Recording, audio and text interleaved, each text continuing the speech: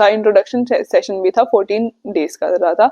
तो फिर जो फर्स्ट इंट्रोडक्शन जो सेशन था वो रहा है मेरा 14 अक्टूबर 2024 से। कम आगे तो कॉमर्स ले लो, क्या आपके साथ भी नहीं, ऐसा कुछ भी नहीं था।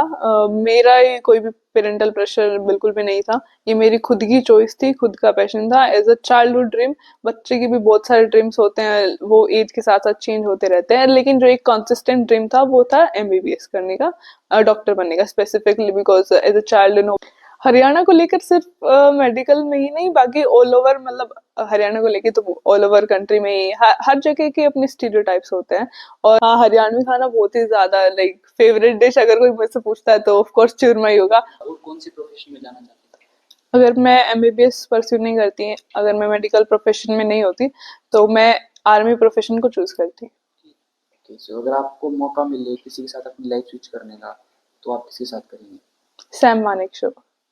यार हम बहुत घबराते कि इतना सब कुछ हम कैसे कर सकते हैं, लेकिन किसी ने तो किया है, तो हम भी कर सकते हैं उस चीज को। मंजिल उन्हीं को मिलती है जिनके सपनों में जान होती है, पंखों से कुछ नहीं होता, हौसलों से उड़ान होती है। जय Hind everyone, this is Pankaj and Nishant. ये आज हमारा पहला पॉडकास्ट है एंड हमारे पहले गेस्ट हैं पुष्पा शरण।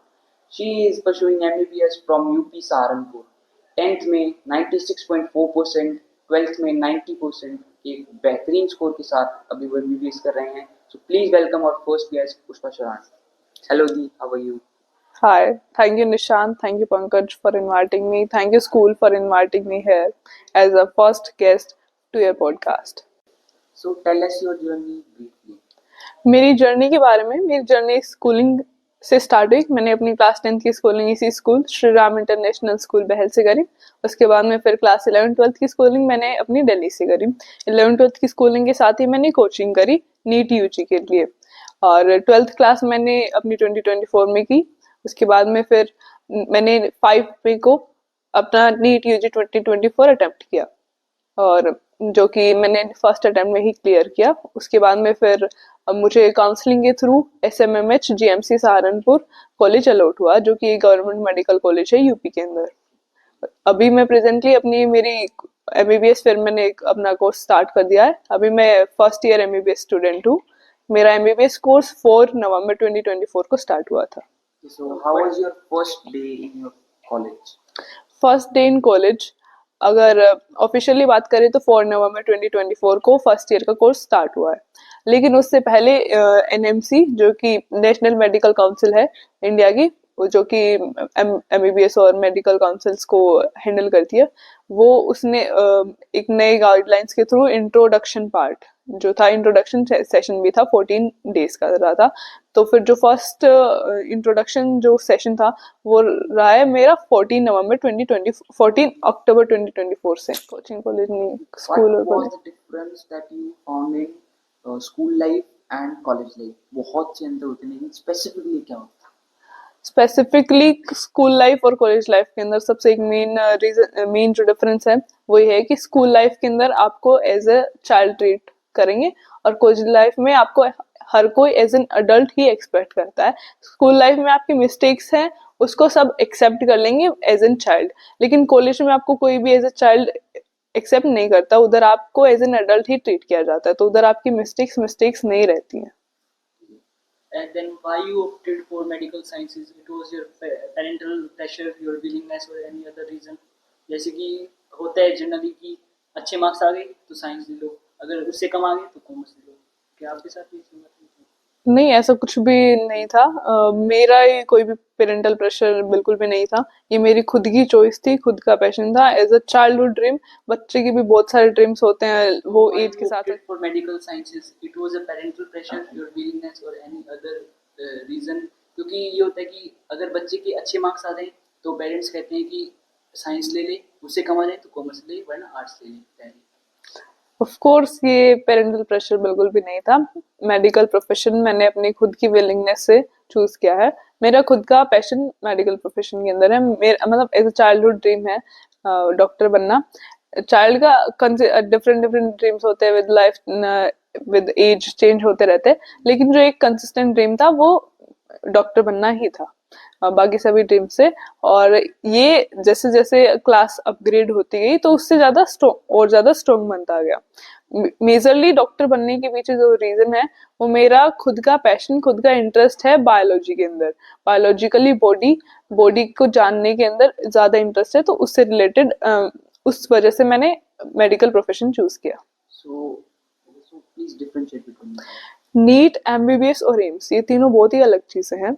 एमबीबीएस एक कोर्स है, एक ग्रेजुएशन कोर्स है, जैसे बाकी अदर ग्रेजुएशन कोर्सेज होते हैं। इसके अंदर आप एमबीबीएस करेंगे, उसके बाद में आप as a physician, as a doctor India के अंदर वर्क कर सकते हैं और बाकी अदर कंट्रीज में भी।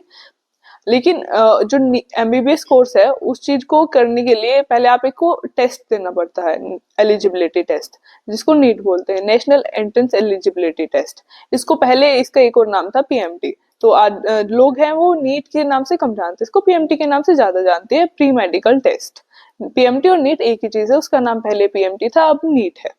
और जो एम्स है वो एक इंस्टीट्यूट है, all India institute of medical science, जो कि ऑल ओवर इंडिया के अंदर प्रेजेंट रहते हैं। इसके अंदर वेरियस मेडिकल कोर्सेज आते हैं, ना कि सिर्फ एमबीबीएस, बाकी भी कोर्सेज भी आते हैं और इससे एसोसिएटेड हॉस्पिटल्स वगैरह भी होते हैं। ये ऑल ओवर इंडिया के अंदर स्टैब्लिश्ड है। तो ये तीनों चीजें काफी अलग है। एमबीबीएस एक कोर्स है, नीट एक एंट्रेंस टेस्ट है और एम्स एक इंस्टीट्यूट है, मेडिकल इंस्टीट्यूट। जैसे कि कुछ लोग होते हैं जो कि बाहर जाके एमबीबीएस करते हैं और कुछ इंडिया में ही करते हैं, तो उन दोनों में कोई फर्क होता है, मतलब एमबीबीएस करने में? उन दोनों के अंदर कोई फर्क नहीं होता, दोनों का प्रोसेस थोड़ा अलग रहता है।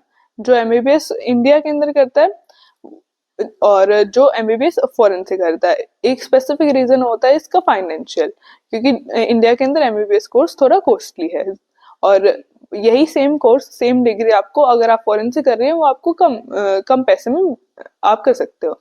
लाइक इंडिया के अंदर अगर आप गवर्नमेंट सीट मिल रही है, वेल एंड गुड, उसके अंदर गवर्नमेंट सीट बहुत ही चीप होती है, मतलब आपको इतना ज्यादा government seat almost nil price होता है as compare to private college.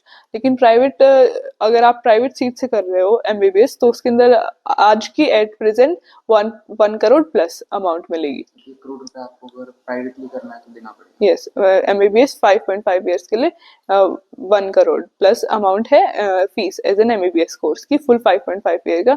और यही अगर हम कंपेयर करें इसको फॉरेन से, तो फॉरेन के अंदर अलग अलग कंट्रीज में और भी काफी चीप है, जिसको 30 to 35 lakh full course complete हो सकता है एमबीबीएस डिग्री। 70% कम फीस देनी। हाँ जी। सो एक क्वेश्चन कि आप यूपी रहते हो, तो वहाँ के बच्चों का हरियाणा के बारे में क्या परसेप्शन है? हाँ, जैसे कॉलेज के अंदर 100, मेरे जो कॉलेज है उसके अंदर 100 सीट्स हैं। हर कॉलेज में 85% कोटा, 85% स्टेट कोटा है और 15% ऑल इंडिया कोटा है, जिसके अंदर मतलब 85% जो सीट्स हैं उस कॉलेज की वो उस स्टेट के स्टूडेंट्स फिल करेंगे और रेस्ट 15% ऑल इंडिया से स्टूडेंट्स उन सीट्स को लेंगे। तो मैंने जो यूपी के अंदर जेएमसी सहारनपुर है उसके अंदर जो 15% सीट्स है वो उस पे से मैंने ऑल इंडिया कोटा से मैंने सीट ली है। तो मोस्टली जो स्टूडेंट्स है वो यूपी के ही स्टूडेंट्स है। तो हाँ, थोड़ा हरियाणा को लेके लोगों का स्टीरियोटाइप रहता है और प्रैक्टिकलिटी भी है। सबसे ज्यादा एक परसेप्शन है हरियाणा और हरियाणवीज को लेके, वो ये है कि उनकी लैंग्वेज थोड़ी रूड रहती है। उनको ये लगता है कि रूड या एटीट्यूड टाइप उनकी लैंग्वेज है रूड, और बॉडी टाइप को देख के भी कि थोड़ी रूड और स्ट्रॉन्ग बॉडी टाइप है। लेकिन वो जैसे हम इंटरेक्शन करते हैं, कम्युनिकेट करते हैं, आपस में फ्रेंड्स बनते हो, तो उसके बाद में वो चीज भी वो उन लोगों को एक्सेप्ट हो जाती है कि हाँ, इनके बॉडी लैंग्वेज ही ऐसी है और इनकी टोन ऐसी है, में ही ऐसा है। तो खाने पीने को लेकर आपको ऐसे सब कुछ बोलते हैं कि दही चूरमा ऐसा सब कुछ? हाँ, खाने पीने को लेके पर्टिकुलरली बोलते ही हैं कि बहुत ही ज्यादा देसी खाना है, क्योंकि फास्ट फूड और इन सब की बहुत ही कम आदत है, ये बहुत ही कम कंजप्शन में होता है इसका, फास्ट फूड्स वगैरह का। हाँ, हरियाणवी खाना बहुत ही ज्यादा, लाइक फेवरेट डिश अगर कोई मुझसे पूछता है तो ऑफ कोर्स चूरमा ही होगा। अभी भी जब भी कॉलेज से घर आती हूँ तो एक ही चीज पर्टिकुलर है, क्योंकि उधर ही रहता है कि तुम घर जा रहे हो हॉस्टल से घर, क्योंकि हॉस्टल का खाना और घर का खाना बहुत ही ज्यादा फर्क रहता है। जब बाहर जाते तभी पता लगता है कि हॉस्टल का खाना बस जिंदा रहने के लिए खा रहे होते हैं बाकी उसको खाने में टेस्ट ही नहीं होता, उसके अंदर कुछ पता ही नहीं चलता क्या खा रहे हो, सब बराबर लगता है। उसके बाद में फिर जब हम घर आते हैं या फिर ये कि हाँ वेकेशन है और घर जा रहे हैं, उस टाइम पे सबसे पर्टिकुलरली घर जाने का सबसे एक मेन रीजन यही होता है कि एक तो सोना होता है और एक खाना होता है, दो चीजें होती है। तो फिर खाने में पर्टिकुलर हर कोई यही रहता है कि घर जा रहे हैं मम्मी ये बनाना वो बनाना, पहले से ही मेन्यू हर चीज का डिसाइड रहता है कि 5 दिन आए, 5 दिन में सुबह शाम दोपहर रात को ये बनेगा। घर वालों को भी हाँ, खुशी है। घर वालों के भी वो भी बहुत ही चाव से मनाते हैं। तो फिर मेरा सबसे फेवरेट यही रहता है, मेरे मम्मी को पता ही होता है, चूरमा बनाते हैं, हमेशा चूरमा ही बनता है। तो जाते टाइम पैक भी करवाते हाँ, और जाते टाइम पैक, ऑफ कोर्स जाते टाइम पैक भी कराता है। और उन लोग वो लोग इतना खा नहीं सकते हैं, मतलब हैं। इतना ज्यादा उन्हें खाने की आदत नहीं है, चूरमा खाने की आदत। वो टेस्ट करने के लिए खा लेते हैं, लेकिन इतना ज्यादा भी So नहीं, why इंस्टीट्यूट है। what fights you towards your dream? सबसे ज्यादा जो ड्रीम, डॉक्टर बनने के पीछे जो मोटिवेशन है, जो जील है, वो यही है कि इंटरेस्ट, खुद का इंटरेस्ट। क्योंकि अगर आप कोई चीज specially as a medical profession choose कर रहे हो, जो कि इतना लॉन्ग प्रोफेशन है, जिसके अंदर आपको कंटिन्यूअस पढ़ाई पढ़ाई करनी है, आपको नॉलेज ही गेन करनी है, तो फिर उस चीज के अंदर आपको कोई भी एक्सटर्नल फोर्स पुट नहीं कर सकता। एक्सटर्नली आप उस चीज को इतना लॉन्ग प्रोसेस में नहीं, आप आगे नहीं लेके जा सकते हो। लेकिन जो इंटरनल मोटिवेशन है वही एक मेन सोर्स रहता है। हाँ, एक्सटर्नल मोटिवेशन की टाइम टू टाइम कभी कभी रिक्वायरमेंट होती है, लेकिन जो मेन फोर्स है, जो कि आप इस एमबीबीएस को, मेडिकल प्रोफेशन को आप कंटिन्यू रखते हो, वो इंटरनल मोटिवेशन है। मेरे अंदर जो इंटरनली कि मैंने एमबीबीएस मेडिकल प्रोफेशन क्यों, वो मेरा इंटरेस्ट है। So what is the role of your parents and teachers in your life? Parents और टीचर्स, आज जो भी हूँ वो पेरेंट्स की वजह से हूँ। ये थोड़ी चीक लाइन है, लेकिन ये ट्रूथ भी है, ये इतना ही ट्रूथ है कि जो भी मैं आज, अगर हम आपस में बात कर पा रहे हैं, तो वो मैं अपने पेरेंट्स और अपने टीचर्स की वजह से ही हूँ। अगर पेरेंट्स और टीचर्स नहीं होते तो आज मैं एमबीबीएस नहीं कर रही होती। पेरेंट्स और टीचर्स ने बहुत ज्यादा सपोर्ट किया। टीचर्स ने स्टार्टिंग स्कूलिंग से ही बहुत ही ज्यादा मेरा फाउंडेशन बहुत स्ट्रॉन्ग रखा। मेरे ऊपर 1 to 1 बाय गॉड्स ग्रेस मुझे बहुत अच्छे टीचर्स मिले, जिन्होंने मेरे को ना सिर्फ एकेडमिकली बट लेकिन पर्सनैलिटी वाइज भी उन्होंने बहुत ही ज्यादा हेल्प करी मुझे ग्रो करने में। और पेरेंट्स का सपोर्ट हमेशा से ही रहा है। पेरेंट्स ने मुझ पे एकेडमिकली तो ध्यान दिया ही दिया, उसके साथ साथ मेरे क्या ड्रीम्स हैं, मैं क्या बनना चाहती हूँ, उस चीज को ज्यादा फोकस करके और मुझे अपने मन की करने दी कि हाँ, जो मैंने चूज किया है, मुझे उस चीज में फुल सपोर्ट किया। और सबसे ज्यादा पेरेंट्स का सपोर्ट मुझे कोचिंग, जब नीट की कोचिंग दी उस टाइम पे बहुत ही ज्यादा पेरेंट्स का सपोर्ट रहा है, और टीचर्स का भी। क्योंकि जब कोचिंग कर रहे होते हैं उस टाइम पे हमारा सेल्फ कॉन्फिडेंस बहुत बार डाउन होता है, स्टेबल नहीं रहता है। तो उस चीज में पेरेंट्स का बहुत ही ज्यादा सपोर्ट है। मेरा कोचिंग के टाइम पे मेरा काम था सिर्फ पढ़ाई करना। अगर कोई भी सेल्फ डाउट है या बाकी सब चीजों की भी अवेलेबिलिटी, वो सब पेरेंट्स नहीं कराई है। जैसे कि पेरेंट्स बहुत ज़्यादा हमारी सेफ्टी के लिए कंसर्न्स करते हैं, तो आप जैसे कि अपने घर से बहुत दूर रहते हैं, तो आपकी फैमिली की कंसर्न्स क्या है सेफ्टी के? पेरेंट्स का चाइल्ड को लेके, सेफ्टी को लेके तो हमेशा से कंसर्न है और रहेगा। लेकिन हाँ, अगर दूर की बात है कि फर्स्ट टाइम मैं अपने घर से और अपने पेरेंट्स से दूर हूँ, तो हाँ, सेफ्टी कंसर्न्स तो उनका थोड़ा रहता ही है। लेकिन जब वो कैंपस विजिट करते हैं या कैंपस उन्होंने देखा है, और ये कि विद एज आप खुद सीख जाते हो मैनेज करना कि आप कैसे बाहर रहते हो। तो आप सोशल मीडिया को अपनी लाइफ में एज अ हर्डल देखते हैं? Social media as a hurdle बन जाता है कई बार, जैसे स्पेशली ड्यूरिंग प्रिपरेशन फेज, क्योंकि कंटिन्यू 2 इयर्स सिर्फ आप उस कम्पिटिटिव एनवायरनमेंट में रह रहे होते हो, तो सोशल मीडिया आपको पढ़ाई के अलावा सोशल मीडिया डिस्ट्रैक्शन लगता है। क्योंकि सोशल मीडिया में आपका कुछ भी हार्ड एफर्ट, आपको एफर्ट्स नहीं करने पड़ते हैं। वो सबसे ज्यादा, अगर आप उस चीज को लिमिट नहीं करोगे तो आपका बहुत ही ज्यादा टाइम वेस्ट उधर जाएगा। आपका टाइम वेस्ट भी होगा और आपका फोकस भी बिगड़ता है। तो सोशल मीडिया का मैंने प्रिपरेशन के टाइम पे बिल्कुल भी यूज नहीं किया था। इस चीज का स्पेशली ध्यान मेरे पेरेंट्स ने रखा कि मेरा कोई भी सोशल मीडिया अकाउंट ना हो। और जो मेरे पास उस टाइम पे कोई भी पर्सनल फोन भी नहीं था प्रिपरेशन के टाइम पे। मेरा पर्सनल फोन नीट के बाद ही, जब मुझे कॉलेज जाना था तभी मैंने लिया है पर्सनल फोन। और जब प्रिपरेशन के टाइम पे मेरा कोई पर्सनल फोन भी नहीं था, ना मेरा कोई सोशल मीडिया अकाउंट था। क्वेश्चन दोबारा बोलूंगा। So what is the mindset of a doctor? Doctor का माइंडसेट, मैंने भी फर्स्ट ईयर एमबीबीएस स्टूडेंट ही हूँ, लेकिन हाँ एज अ लेमैन और हम खुद भी तो इंटरेक्शन डॉक्टर से कभी ना कभी लाइफ में रहता ही है, तो उस चीज को लेके यही। और जैसे मैं जो हमें प्रोफेसर्स पढ़ाते हैं वो खुद डॉक्टर होते हैं, तो वो टीचिंग प्लस मेडिकल प्रोफेशन में डॉक्टर वो दोनों चीज मैनेज करते हैं।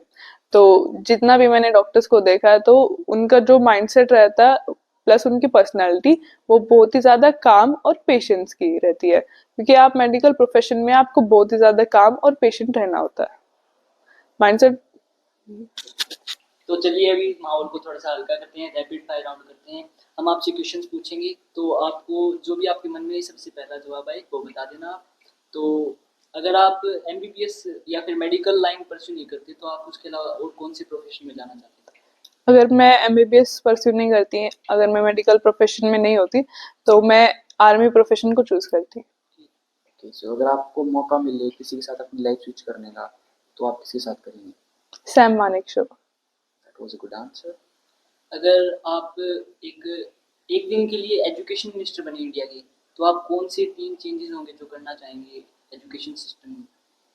एजुकेशन सिस्टम के अंदर सबसे मेजर चेंज ये कि ग्रेडिंग सिस्टम और जो क्रैमिंग है मेजरली बिकॉज टेस्ट में पास और अच्छे ग्रेड से लिख के उस चीज को कम करके प्रैक्टिकली लाइफ स्किल्स को एनहेंस करना। So, what is your feed on YouTube and who is your favorite YouTuber?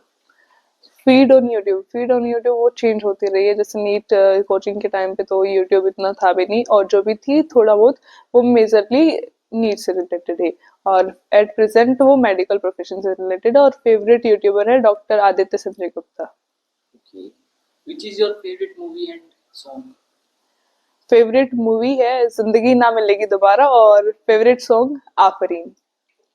If you get a chance to be a boy, will you accept it? No, I will not accept to be a boy. I'm a proud daughter, and yeah, being a girl have its own good things. So why would I gonna accept being a boy? So अब podcast को bind up करते हुए हम आपसे कुछ last question पूछना चाहेंगे। So the my first or the last one question of this series is कि मेडिकल प्रोफेशन एक बहुत ही ज़्यादा टाइम कंज्यूमिंग है, and after investing almost 10 years आप इससे क्या एक्सपेक्ट करते हो? हाँ, बाकी सभी कोर्सेज से और प्रोफेशन को कंपेयर करें तो मेडिकल कोर्स जो है वो बहुत ही ज्यादा टाइम कंज्यूमिंग है। आपकी मोस्ट ऑफ द जो लाइफ के फेज है वो आप स्टडिंग में मेजरली डिग्रीज अटेन करने में ही आप बिता देते हो, कि आप डिग्रीज ही कंप्लीट कर रहे हो। आप पहले डॉक्टर बनते हो, नॉर्मल एमबीबीएस डॉक्टर, उसके बाद में फिर आप स्पेशलिस्ट, फिर सुपर स्पेशलिस्ट, जो भी आपका इंटरेस्ट है। तो सबसे ज्यादा टाइम कंज्यूमिंग तो मेडिकल प्रोफेशन है। लेकिन जब आप एक स्पेशलिस्ट या सुपर स्पेशलिस्ट जो भी चॉइस रहती है, जो भी हम बनना चाहते हैं, वो बनने के बाद में जो एक्सपेक्टेशन है वो यही है कि जब हमने ये चाहा है कि हम ये बन रहे हैं, तो उस चीज को अचीवमेंट में कैसा अच्छा लगता है, वो चीज अचीव हो रही है, तो वो जो अचीवमेंट की फुलफिलमेंट है, सबसे अच्छी फीलिंग वही है कि आपने कुछ सोचा, आपका एक ड्रीम था, उसके बाद में आप उस ड्रीम को फुलफिल कर पा रहे हो। तो उस चीज के अंदर जो हार्ड वर्क है, आप उस ड्रीम को फुलफिल करने के लिए जो हार्ड वर्क पुट करते हो, और उसके बाद में जब वो आपको वो ड्रीम अचीव होता है, अब फाइनली आप वो बन चाहते हो जो आप बनना चाहते हो, तो ऑफ कोर्स वो एक बहुत ही अच्छी फीलिंग है और लाइफ फुलफिलिंग फीलिंग है। ऐसी कौन सी स्किल्स होती हैं जो कि एक डॉक्टर के पास होनी चाहिए और आप वहाँ उस चीज में कहाँ पे स्टैंड करते हैं? मतलब एकेडमिक्स के अलावा और कौन सी? एकेडमिक्स के अलावा डॉक्टर को के पास जो सबसे मेन स्किल है वो होती है कम्युनिकेशन की। अब अगर डॉक्टर और पेशेंट के बीच में अगर कम्युनिकेशन ही नहीं होगा, कम्युनिकेशन स्किल्स ही नहीं आती होंगी डॉक्टर को कि कैसे पेशेंट से कम्युनिकेट किया जाए, तो फिर उस चीज का कोई फायदा नहीं है। डॉक्टर और जो डॉक्टर के अंदर सबसे एक मेन स्किल है except knowledge of the biology, उस चीज के अलावा जो डॉक्टर की एक जो सबसे मेन स्किल है जो एक डॉक्टर के अंदर होनी चाहिए, वो है कम्युनिकेशन स्किल। क्योंकि कम्युनिकेशन स्किल सबसे इम्पोर्टेंट है, वो तो 1-to-1 लेमन के लिए भी बहुत ही ज्यादा जरूरी है, लेकिन डॉक्टर के लिए बहुत ज्यादा जरूरी है कि वो अपने पेशेंट से कम्युनिकेट कर पाए, ताकि पेशेंट रिलैक्स रहे और ट्रस्ट मेंटेन रहे, और ताकि पेशेंट जो है डॉक्टर को अपनी जो भी प्रॉब्लम है वो अच्छे तरीके से बता सके। कम्युनिकेशन स्किल बहुत ही मेजर इफेक्ट करती है, और कम्युनिकेशन स्किल विद एज ज्यादा आती है। जितना आप इंटरेक्ट करते हैं, जितना आप अलग अलग पेशेंट्स को देखते हैं, तो उस हिसाब से हमें ज्यादा कम्युनिकेशन स्किल का पता चलता है। ये जो यही चीज हमें बहुत, अभी जैसे राउंड्स रहते हैं हॉस्पिटल के अंदर, प्रोफेसर हमें हॉस्पिटल राउंड्स पे भी लेके जाते हैं, तो हम वो चीज प्रोफेसर से, डॉक्टर से सीखते हैं कि डॉक्टर्स पेशेंट से कैसे कम्युनिकेट कर रहे हैं। तो उस चीज को हम कम्युनिकेशन स्किल्स विद एज और विद हमारे सीनियर से सीखते हैं। So what is the mindset of a topper? अब बचपन से आप you are the school topper as well as आपने नीट का अच्छा परफॉर्म किया, तो एक टॉपर का माइंडसेट क्या होता है? एक टॉपर का माइंडसेट वो यही रहता है कि हाँ, टॉपर को क्लियर रहता है कि आपको क्या करना है। मुझे क्लियर था कि हाँ, मेरे को नीट क्लियर करना है, कि मुझे एमबीबीएस डॉक्टर एमबीबीएस कोर्स में परस्यू करना है, तो मुझे क्लियर था कि मुझे नीट करना है।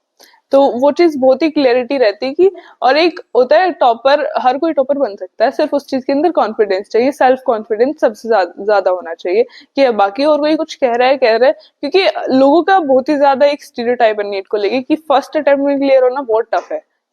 लेकिन इस चीज को अपने दिमाग में एज ए नेगेटिव व्यू मत लो, इस चीज को बहुत ही पॉजिटिवली कि एक टेस्ट ही है, वो क्लियर कर सकते हैं, इंसान ही क्लियर करते हैं उसे। और फर्स्ट अटेम्प्ट में भी अगर आप अपने हर चीज परफेक्टली करोगे, जितना ह्यूमन नेचर में, ह्यूमन कैपेबिलिटी में पॉसिबल है, आप हर चीज को अच्छे से करो, जितना आप एफर्ट्स कर सकते हो अपनी तरफ से 100% दो, और माइंडसेट बहुत क्लियर रखो, बहुत ही कॉन्फिडेंस कि हाँ, एक टेस्ट है नॉर्मल, उसको हम क्लियर कर सकते हैं। तो Any उसी के advice? अकॉर्डिंग अपनी प्रिपरेशन हो, और उसी के अकॉर्डिंग बाकी सब। मेनली प्रिपरेशन हर कोई कर सकता है, लेकिन कॉन्फिडेंस और जो स्ट्रेटजीज है वो मेजर रोल प्ले करती है। स्ट्रेटजीज टीचर्स, मेंटर्स की सपोर्ट से और विद एक्सपीरियंस आती है, और जो कॉन्फिडेंस है वो आपके अंदर खुद होना चाहिए कि हाँ, मैंने मेहनत करी है, मैंने पहले अपने, और मेहनत कॉन्फिडेंस लेकर आती है। जितनी आप मेहनत करोगे, कॉन्फिडेंस आपके अंदर आएगा। तो आप लास्ट में मतलब जैसे कि आपने बोर्ड्स में बहुत आउटस्टैंडिंग परफॉर्म किया, तो आप कोई भी 3 गोल्डन टिप्स देना चाहेंगे जो भी बोर्ड एग्जाम के बच्चे हों? बोर्ड एग्जाम्स के लिए मेजरली यही है कि आप बोर्ड एग्जाम्स में आपको प्रेजेंटेशन स्किल्स आपकी अच्छी होनी चाहिए। आपको कंटेंट आपको आता होगा, लेकिन आपकी प्रेजेंटेशन स्किल्स और उस चीज को जो आपने पढ़ा है, उस चीज को आप 3 आवर्स के अंदर प्रेजेंट कर सको, उसको नोट डाउन कर सको। क्योंकि कई बार होता है कि स्टूडेंट्स को पता ही नहीं रहता कि हाँ, याद है हमें, लेकिन हमें लिखना नहीं आ रहा है। तो उस चीज की प्रेजेंटेशन स्किल्स और उसको राइट डाउन करो अच्छे से, प्रॉपरली। वही एक बोर्ड्स के लिए टिप है। It was amazing conversation with Pushpa the, and हमें बहुत कुछ नया सीखने को मिला। बहुत ही बड़े बढ़िया एक्सपीरियंसेस उन्होंने हमारे साथ शेयर किए। सो ऐसी अमेजिंग कन्वर्सेशंस के लिए हमारे चैनल को सब्सक्राइब करें और हमारे साथ बने रहें and provide us support as much as you can. Thank you.